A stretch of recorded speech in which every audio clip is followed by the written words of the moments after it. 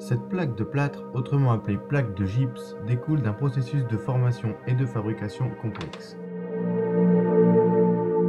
Le gypse est une roche sédimentaire qualifiée d'évaporite. Sa formule chimique est CaSO4 avec deux molécules d'H2O. Mais comment fait-on pour passer de la roche de gypse à la plaque de gypse? Le gypse est une roche dite évaporitique. Elle est le produit de l'évaporation de l'eau de mer. Pour qu'il y ait évaporation, il faut que l'eau ne soit pas renouvelée en permanence. La présence d'une barrière comme sur ce schéma permet l'évaporation.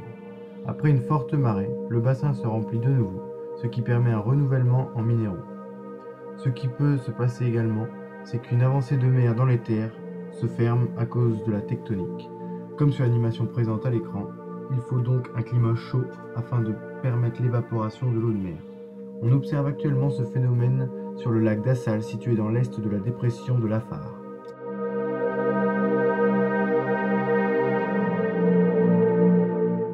Voici le site d'exploitation de la carrière de Templeuve, situé non loin de l'île. Cette carrière est une exploitation privée.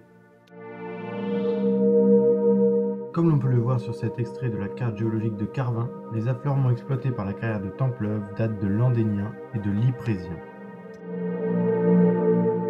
Une fois le gypse extrait, on le déplace à l'aide d'une chargeuse jusqu'au concasseur où les morceaux de gypse seront réduits en fragments plus petits. Du concasseur, il est convoyé jusque dans un tambour rotatif géant où il est chauffé afin de perdre 10% de son humidité. Afin de finir le processus de déshydratation du gypse, il est amené via un réseau de convoyeurs dans un four chauffé au gaz qui est appelé chaudron. Il cuit le gypse à 150 degrés Celsius afin d'extraire l'humidité restante. Une fois le gypse complètement déshydraté, il est mélangé avec de l'eau, un durcisseur et d'autres produits secrètement gardés afin qu'ils soient les seuls à produire des plaques de gypse de cette qualité-là. Le flux liquide obtenu va pouvoir être appliqué entre deux feuilles épaisses. Les feuilles jouent le rôle de structure. Elles constituent le pain. Les bords de la feuille supérieure sont repliés d'une manière secrète qui ne peut donc pas être filmée. Le pli joue un rôle crucial dans la solidité de la plaque finale.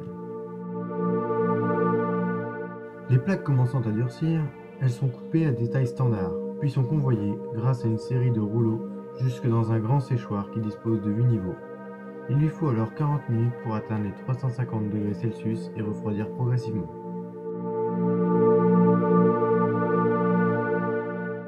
Après être sorties du séchoir, les plaques sont prêtes à être conditionnées.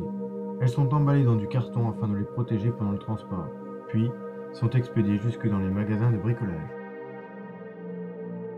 Il ne reste plus qu'à poser les plaques de plâtre, mais attention de ne pas gaspiller cette matière incroyable qu'est le gypse.